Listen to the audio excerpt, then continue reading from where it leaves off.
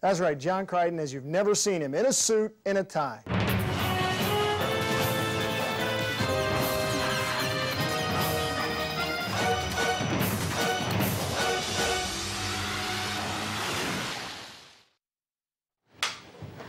CO2 up.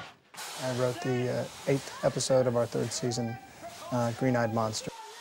Scary as hell because, you know, when you sit in front of a typewriter or sit in front of your computer keyboard, it all sort of makes sense. And when you get there on the day, like many things, you start to think, well, why the hell did I write that? The other thing about the writing of the script is when David Kemper approached me and said, do you want to write a script? I thought, yeah, that's a good idea. I didn't realize I was being suckered in and punished. Because, you know, writing a script for Farscape is a monumental task.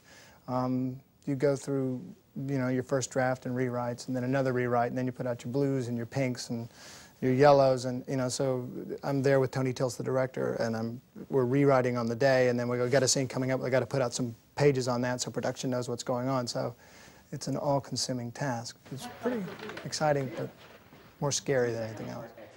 Mooring points are located? Outside, I'm on it. Yes, sir. Dropping anchor.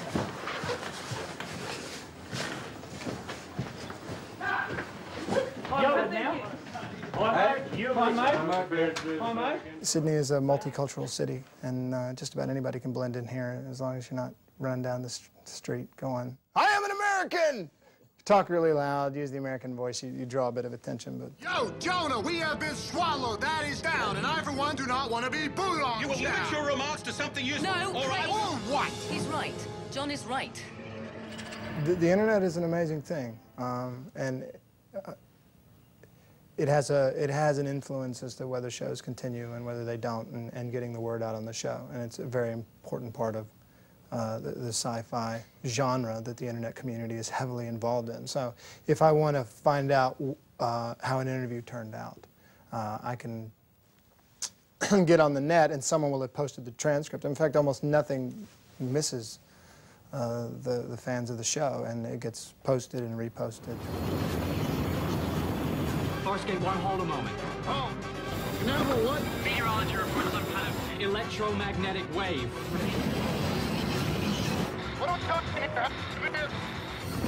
Canaveral! John, abort! Canaveral! Son, you have to abort. Abort now! This is the first time I've held one of these, so I gotta inspect the goods. Hang on. John Crichton, Season 1, Episode 1. We have the we have the helmet. We have the ice cream suit, is what we call it here. The khakis, the ice cream suit. Haven't seen that in a while. How do you imagine that there's ever going to be like an action figure which your name is attached to? So you're looking at there, you know, Barbie.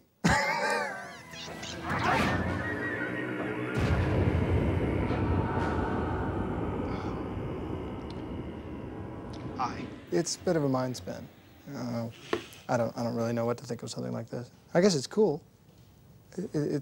But what would you do? You know, the action figure. You know, next up, John Crichton, the inflatable doll. You know, get that thing away from me. That star right there, the bright one. It's my point of reference, my guide, and it always becomes the center of my chart. I always name it Aaron. John Crichton occasionally kisses strange alien women. No comment. There's probably nothing I can say that won't get me into trouble. I think that we have a good bunch of people.